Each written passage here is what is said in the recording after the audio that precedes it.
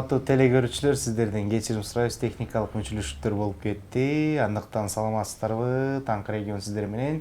Жана ошондой эле мен Адилет Токтомбетов, кесиптешим Самара Мамбай болмокчумун. Урматтуу телекөрүүчүлөр, кутман таң барыңыздарга. Таңкы регион таң эртестер менен кайрадан түз эфирдебиз.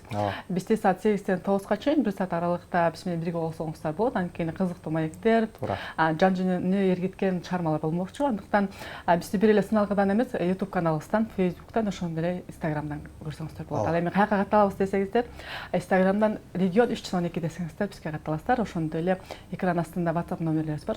Ошол жакка келген конокторго калуу тилектериңиздер болсо же бир сурооңуздар болсо жазсаңыздар болот, биз болсо өз тарыгыбызды жеткизебиз. Туура. Бүгүн бизде өзгөчө коногубуз бар, өзгөчө өнөрдүн ээси, аккордеондун чебери жана ошондой эле сонун мукам үнү менен келген бизде агабыз бар экен. Ооба. Бир гана кесиптеш аккордеондо эмес, көптөгөн хиттерлардын ээси, ошондой эле жан дүйнөнү эргиткен чыгармалар, достукту даңазалаган чыгарманын ээси Айманбет Жаңкорозов. Кутман. Ай баракелде. Ассаламу алейкум. Сиз келгенде студия жаркырап. Рахмат. Таңыздар менен куш келдик. Жалпы эле ушу сиздердин телеканалыңыздарды көрүүчүлөрдү амандашып коелу. Ассаламу алейкум. Алгачкы эле көрүшкөнгө кубанычтабыз. Алгачкы эле көзгө деген колуңуздагы кыяк көз калды кесиптеш.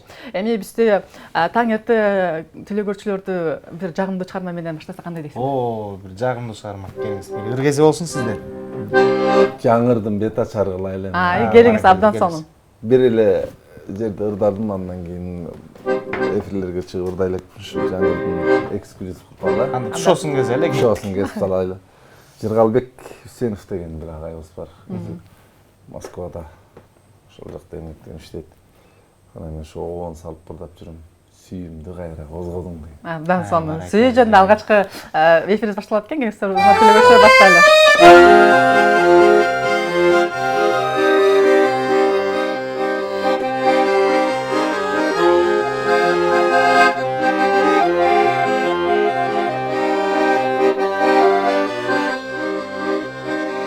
Жашырбай ичке ойлоруң, жадырап айттың болгонун, жүрөктү кетти куйкалап, жылмайып карап койгонун, жүрөктү кетти куйкалап, жылмайып карап койгонун, жөн эле жаткан жүрөктү, жарыгын кайра козгодуң.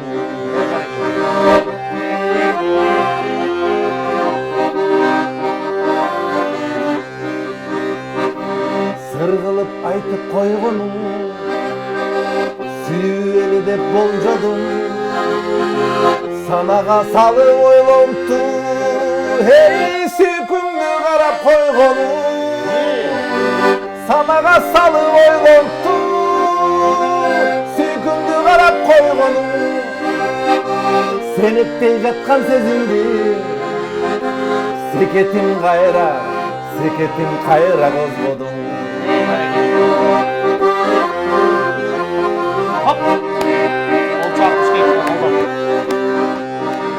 Көкөлөп учуп ойлорум, көп эле нерсе ойлодум, куйкалап кетти өзөктү, кылгыра карап койгонум, куйкалап кетти өзөктү, кылгыра карап койгонум, көдөндө жаткан сезимди, карындаш кайра козгодуң.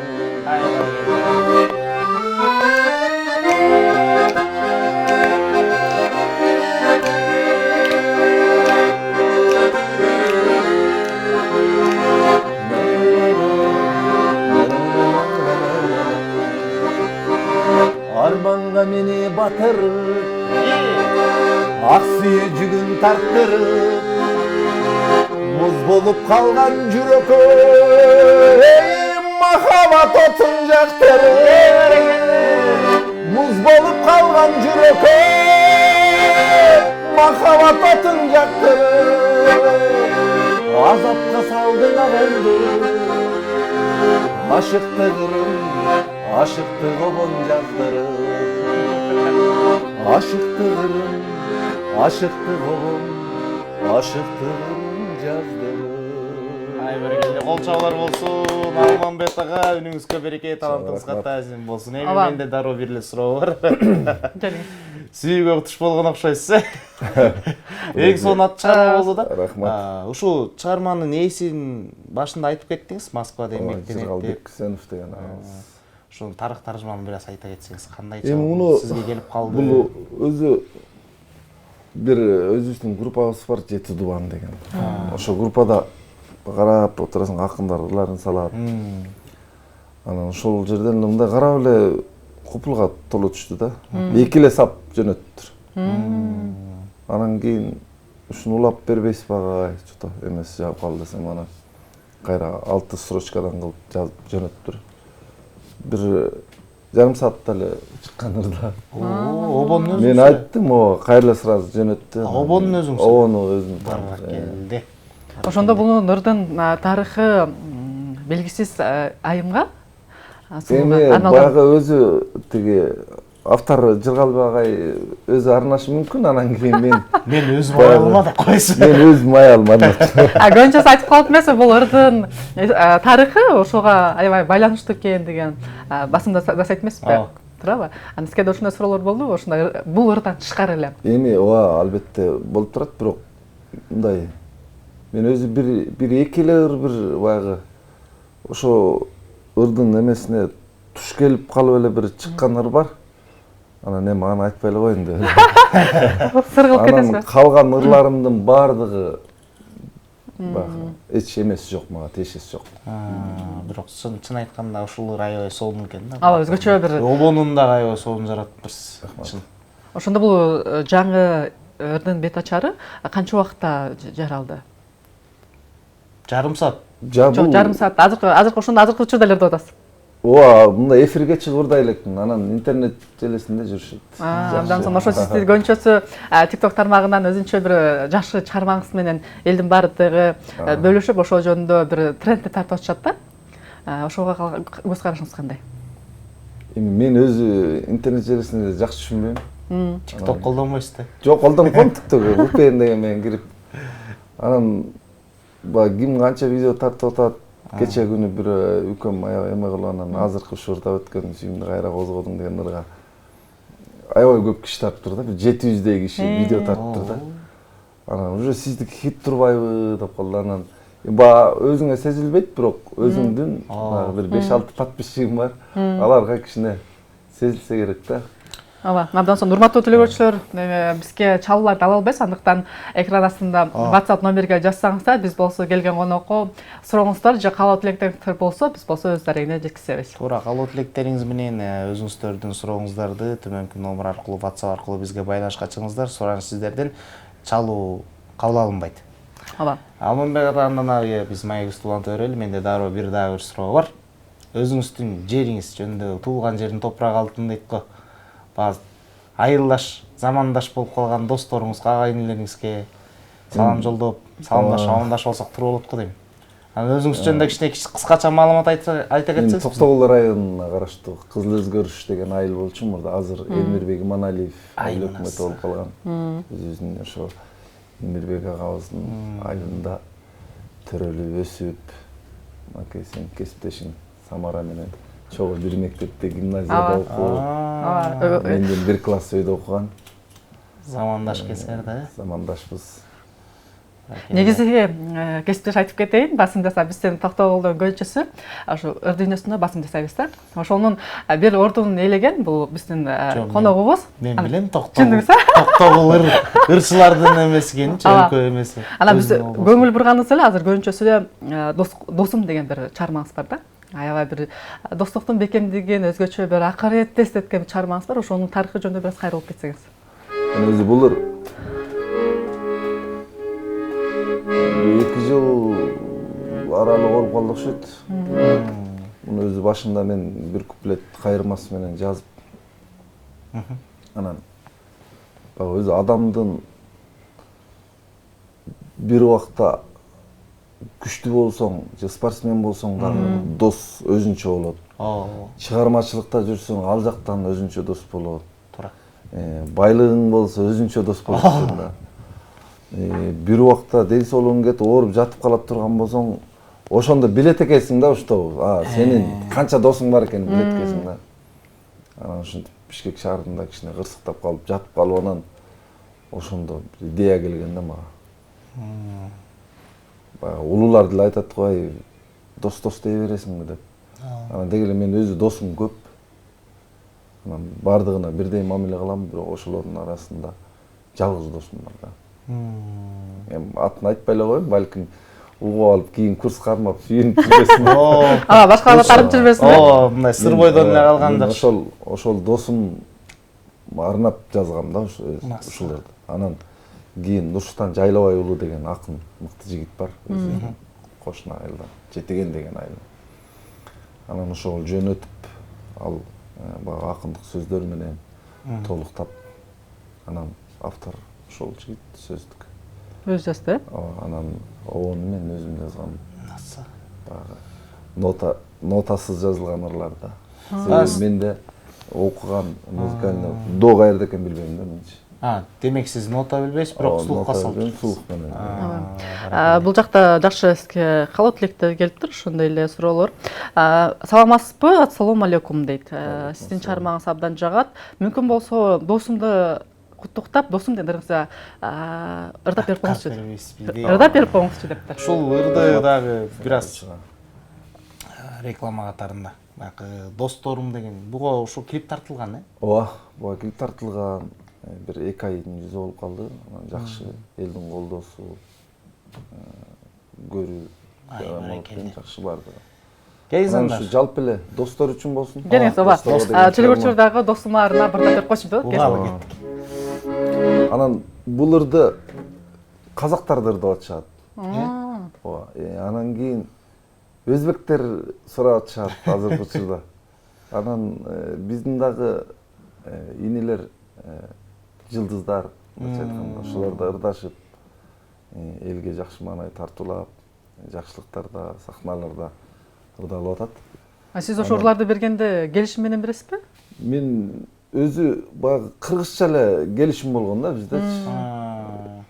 Мен бул жагы мага, бул жагы сизге болот, кийин анан өзүнчө эсептешебиз деп. Анан мен мына наличие акча алып, мен ыр сата электим да. Себеби ырды ырдайм деп атабы, бериш керек. Ырдаш керек. Рұқсат бериш керек. Анан мен кызганып алып жата берсең, ырдында бага ачылбай калышы мүмкүн. Келесі анда жалпы досторго арналган чарма болсун. Досумдун билдим кимдигин, эң тала чөлдө калганда, чыныгы достор аз экен, байкасам ушул жалганда. Досумдун билдим кимдигин, ден соолук кетип турганда, барысы жайнап жыктолмо, шанданып оюн курганда.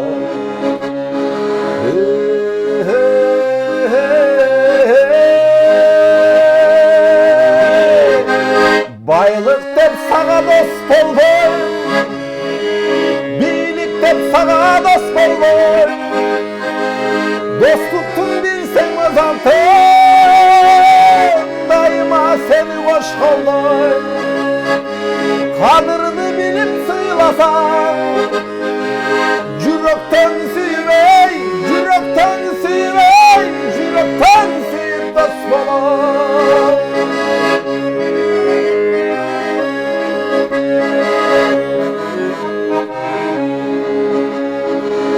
Акырет күндү эстетип, ар дайым адал ою бар. Ак жүрөк менин досторум,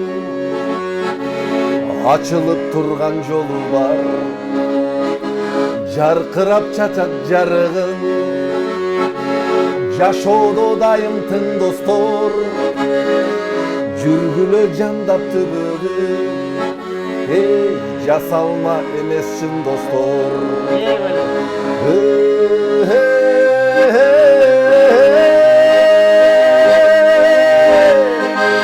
Байлык Biyilikten sana dost olmam. Biyilikten sana dost olmam. Dostluktun bilsen azaltın. Daima seni hoş kaldım. Kadrini bilip sıylasan. Cürekten süyüvey, cürekten süyüvey, cürekten süyüp dost olun. Kadrini bilip sıylasan, ahiret için ey, ahiret için ey, ahiret için dost olun. Cürekten süyüp dost olun. Достор бар болсун. Өзгөчө достордун бир ынтымагы, ошондой эле акыреттик бир досторду элестеттик. Сизге дагы бир каалоо тектириптир. Ассаламу алейкум. Абдан сонун чыгарма, мага абдан жагасыз. Ырларыңыздагы көп басым жасайсыз. Ырлардын тарыхына дагы кайрылсаңыз дейт.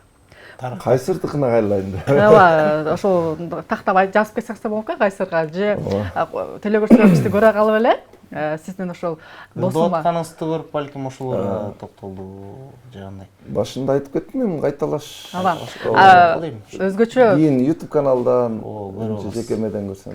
Рахмат сизге кайрылган. Чыгарманын өзгөчөсүнө сөзүнө же оонуна басым жасайт экен да. Сиз өзүңүз сөзүнө басым жасап туруп, оонду өзүңүз чыгарып кетесиз. Бул эме, бул деле пешене да бир өзүнчө бакта. Кетип атып эле кыңылдап эле чыгып калат өзү оончу. Бизде токтолуктарда мактан өрөлчү.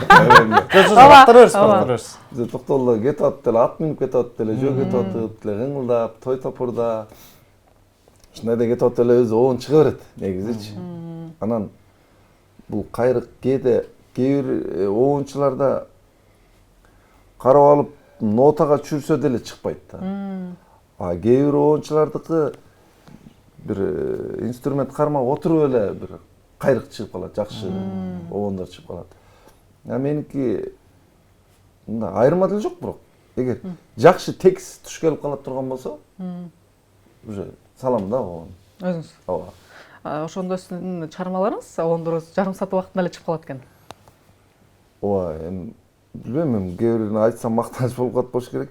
Азыр алдыда бир чыгарма аткарып берем, ошону мен эжекем мурда университетте окуп жүргөндө сабак берген экен, бирок анан ошол Facebook'тан жазды окуп туруп эле оон салып туруп кайра жөнөтүп койгом да. Келиңиз анда ошол чыгармага бир көңүл буралы. Ошондо да берейин. Келиңиз.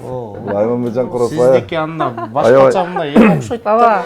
Өзгөчө талант. Өзгөчө талант экен сиздики анда. Жарым. Айманбекжан Корозбаев эле мактанып атып деп жүрсүңүз. Жо, туура. Жүрөктө сен деген чыгарма. Абдан сонун чыгарма, келиңиз. Көзүмдү жумуп алып, көп кыялы куруп алып, көмүргөн көлжегинде ырдадым туруп алып. Кучагым жайып алып, эргүдөн азык алып, ыр жаздым кум бетине, жүрөгүм дарыланып. Жүрөгүм дарыланып.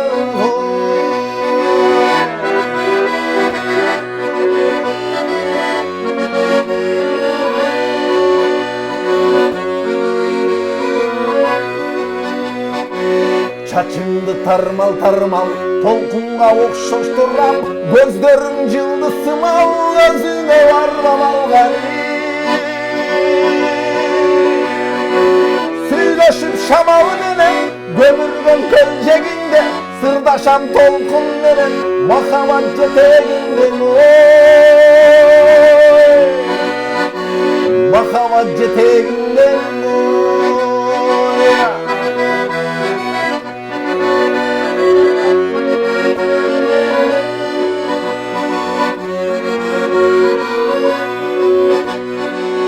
Көзүмдү жумуп алып, көп кыялы куруп алып, көмүргөн көлжегинде ырдадым туруп алып.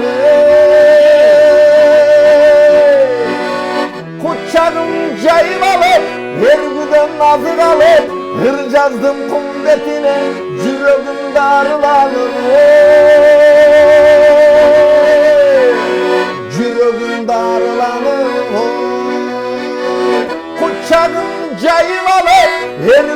razı kalıp hır yazdım kum betine yüreğim darılanır yüreğim darılanır hır yazdım kum betine өзгөчө бир үнүңүз өзгөчө экен Рахмат. анан талантыңызга таазим. Ол жарым саатта дедиңизби? Биринчи Жарым өлеңиз саат. жарым саатта. Бул жарым саатка эле жеткен эмес. Айжамал Бердимуратова деген сөзүн жазып берген мыкты акын эжеке. Фейсбуктан жазып калды. Анан кийин окуп туруп эле ошомойча ошол жерден окуп эле кайра кыңылдап эле оң келип калды. Анан жөнөтүп койдум эжеке. Массага. Анан эжеке таң калып калдым. Мен сага сразу жөнөтсөм, онуң даяры беле. Анан жок, азыр эле ушул эме келип калды, туура келип калды. өзгөчө бир Көпчүлүк суранышат ушуларды дагы. ошо мааниси терең, анан оон өзгөчө окулуктуу экен да бул чыгарманчы. Анан даң азалаган гүлдүн жээгинде көз алдыга эстеттик болуш керек. Кесиптеш чачыңды тармак кылып жайып алып деп. Өзгөчө бир чыгарма экен да, өзгөчө мырзаларга ылайык экен да. Анан бул Кудряшкалар болот го. ошондой Ошолорго элестеттик. койгом. Гүл жээгинде деп аны толкудук, чыгармаларга, досторго маани бердик. Анан бул талант сизге кайсыл тараптан келди? Бул талант тай жактан. Тайкелерим комуз чертет. Тай эжелерим ырдайт. Эр тайын тартат деп коет. Телин коюн тайкелерге. Абдан ошондо ал тайкелер деле токтогулдун Ой, айылдан. алгачкы чыгармаңызга көңүл бура түздү. Бир мезгилдерде өзгөчө бир клиптер менен сыналгы астында көрүп калдык элек. Анан ошол мезгилге кайталып баралык. Ошол мезгилде канча жашта элеңиз, алгачкы чыгармаларыңыз кандай болду? 2008-жылдар болчу. Ал убакта деле мен эме синтезатор деп коет клавиша. Ошо менен оон салчумун да. Бирок ошол убактагы ырларды эч ырдай элекмин. Ошол убакта деле бир почти бир 20га жакын оон бар болчу сөзүм. Анан азыр өзүм жазган сөздөрдү менен ырларын ырдай элекмин да. Эми өзүм жазам бир куплет кайрымас менен. Бирок ошону деле акындарга берем да. Акындар баары акындын колунан өткөнгө баары жетпейт. Анан оончуларга угузам мен, чоң-чоң оончуларга. Мыкты композитор агайларым бар. Ошолорго сразу жөнөтөм да. Агай кандай экен? Сен кээ бир айтат, могул жерин кичине мындай кайрып кой. Мындай кылып кой. Анан жакшы экен. Биздин мээге келбеген эмелер сага келип атат деп келип тамашалап. Сиздин чыгармачылыгыңыз аябай мындай айтсам ырларга бай экен да. Анан ушуну элге жайылтуу максатында гастролдук турлар болуп турабы бара-бара же жокпу? Жок, мен гастролго 2009-жылы бир 15 күн гастролго чыккам. Алай жергесине. Карамык деген жерге чейин барып келдим. Анан андан бери мындай гастролго чыгуу боло элек. Кече жакында эле Москвага барып келдим. Анан эми мен дагы Кудай буйрса баягы көчүп бара-бара оңолот деп коет го, анысы кандай. Сразу болуп кеткен нерсе кыйын да. Баягы бат бийикке чыксаң, бат түшөсүң дейт го. Анан анысы кандай чыгармачылыкта акырындан келе берсе, мен көзүм жетет да, ийгилик болот Кудай буйрса. Ассаламу алейкум. Чыгармачылык ийгилик каалайбыз. Биз сизди сыйлайбыз деп Нарын шаарынан дейт. Рахмат. Нарын шаарынан дагы абдан сизде көрөрмандарыңыз бар экен. Анткени чыгарма бул өзгөчө бир жүрөктөн орун табыш керек да. Орун таппаса бул чыгарманы сиз айтканда багы ачылбашы мүмкүн да. Ошондой чыгармалар бири болсун, кийин сандай да бир сиздин чыгарма болсун. Балким Нарын тарапка гастролдук барып каласыз. Кудай буйрса. Башымда бир ойлоп аттым эле. Аталар жөнүндө ырдап баштайын деп аттым эле, анан баягы адам сүйүүдөн жаралгандан сүйүү темасына көбүрөөк басым кылабыз да. Анан ошо атама деген ырым бар. Сөзүн Нургүл Долоева деген акын эжекебиз жазып берген. Анан ошо оон салып кыңылдап ырдап жүрөбүз эл арасында. Аталар негизи аз го. Өзү атама деген, апама деген ырлар негизи аз да. Көбүнчө атага басым жасаган азыраак. Ушул атама деген жалпы аталар үчүн болсун. Аталар аман болсун, бар болсун. Келиңиз.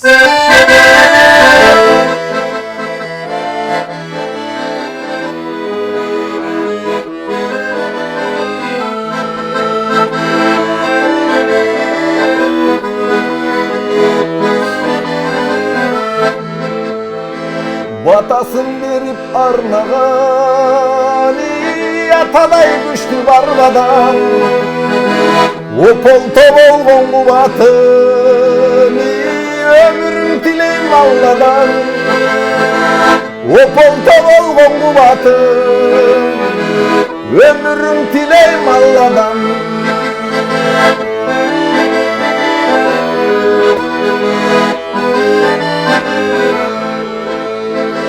балалык мээрим төгөйүн бакытка сизди бөлөйүн ак бурул баскан чачтарың мойнуңдан жutta берейин ак бурул баскан чачтарың мойнуңдан жutta берейин баласын көрүп баламды çevre jıtın jıttagın siz üçün azdık kılat o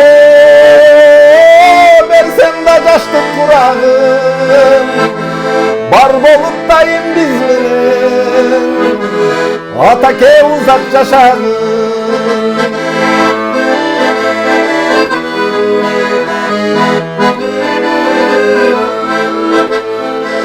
batasın berip arnagan атадай күчтүү барбадан ополто болгон кубатын өмүрүн тилейм Алладан ополто болгон кубатын өмүрүн тилейм Алладан баласын көрүп баламды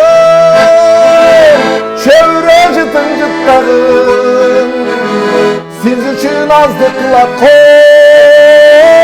versen de caştık kuragın bar bolup dayım biz menen atake uzak yaşagın bar bolup dayım biz menen atake uzak yaşagın atalar uzak yaşasın Аталар бар болсын. Аталар бар болсын. Алдыға қойған мақсаттарыңыз қандай? Мақсат чоң көп. Мақсат чоң Құдай бұйырса. Ең негізгісі аманшылық болса, денсаулық болса, анан бардығы жақсы болады. Ondan sonra Алтағы деген бір шығармаңыз өзгөчө аталарды даңктаган ырлар болду. Өзгөчө бул жерде бир эле ата эмес, жана ошондой эле Алла таалам эстеп кеткен бир өмүрүн тилеген чыгарма экен. Сизге ыраазычылык, бизге келип ушундай бир шаңдуу бир маек куруп бергенсизге ыраазычылык айталы. Эми сизге эркин микрофон. Келиңиз. Чоң рахмат. Бир жолу сиздердин кутман таңыңыздар менен. Сиздердин да ишиңиздерге ийгилик болсун. Сиздердин да ушинтип мени чакырганыңыздарга чоң рахмат. Баягы сиздер дагы ырчылар менен эл ортосунда көпүрөсүздөр. Эч убакта сынбаңыздар. Рахмат. Көчпөңүздөр. Ар дайым ушу калкылдап эле тура бериңиздер. Рахмат. Аманчылык денсаулык болсун. Баракелде. Сизге ыраазычылык ушундай келип бизге өзгөчө бир шаңга шаң бөлүп кеткенсизге сизге да ыраазычылык айтабыз. Урматтуу өзгөчө бизде болсо таң эрте келген коногубуз Айманбет Жаңкоросов болду. Өзгөчө айтып кетсек, басым жасап досум чарманын ээси деп айтсак болот. Андыктан бизди бир эле сыналгыдан эмес, YouTube каналыбыздан, Facebook'тан, ошондой эле Instagram'да көрсөңүздөр болот. Бизден алыстабай туруңуздар, бир нече мүнөттөн кайра жолугушабыз. Биз менен болуңуздар.